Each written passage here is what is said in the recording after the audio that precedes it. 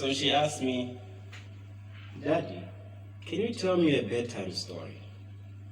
So I looked at my daughter with a passionate paternal smile, just a slight elevation at the corner of my mouth, and I said, sure, baby girl, I can tell you a bedtime story. And she asked me, Daddy, do fairy tales exist? And I said, of course fairy tales exist. So then she asked me, then can you tell me about you and Mommy's fairy tale? Like, our fairy tale? Like, yeah. You know, the one with the talking animals and the fairy creatures and all those funny things in cartoons. And I was like, all right, sure. Let me tell you about me and Mommy's fairy tale.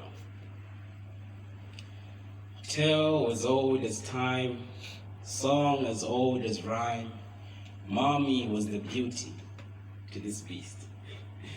But damn, a glass-slipper dame in the finest of wear, was she aware of the radiance in her hair, Snow White in her purity and jasmine in her eyes, a sleeping beauty I had to wake while she lied. See, she was stunning, I was tased, she was sweet sprinkled and glazed, she blazed and lit up the sky with fireworks in her strides, beauty personified, sugar, spice, and everything nice. These were the ingredients to make the perfect wife. See, Mommy was a cute girl. A little shy, but that made her cute. She'd make all the loudmouth men on the street go mute. She could only measure her curves using a compass pointing to the east, never to the west, because she was not the worst of sunsets. In fact, she was a fairly floating fairy who was a cherry in a very blurry world of worry. But what Mommy didn't know is that pixie dust is addictive. You see, she lined it up in rows and she sniffed it. She snorted a fairy dust, rolled it up in a blunt, and she was vaping magic. Mommy didn't know that the more she whiffed it and sniffed it, that she was losing her will, writing her will, and her funeral was guest list. So who do you think Mommy was in this story? You see, Mommy was the little mermaid who had an aerial that could turn into new fees. She was Rapunzel with the weaves, losing all her hairpins. But who do you think Daddy was in this story?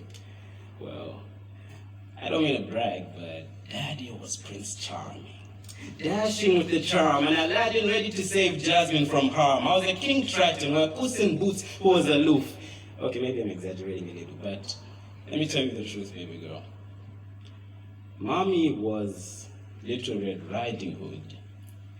Daddy was the big, bad wolf. You see, I was Maleficent. I was the Gaston she dread. I was the Wicked Witch of the West. I was the Queen of Hearts saying, off with your head. See, I was no fairy godmother. I was the evil stepmother. No Jiminy Cricket to Pinocchio. I was the well that had Geppetto smothered. So there are no strings to hold me now. For every lie I told, my nose would grow when there were no strings on me.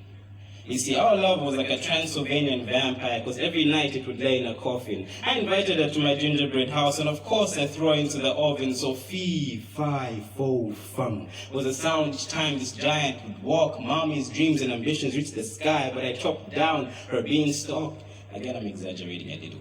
But anyway, we never really had the whole wedding graced by fairy creatures and talking animals and things in cartoons, baby girl, and that's because fairy tales don't exist.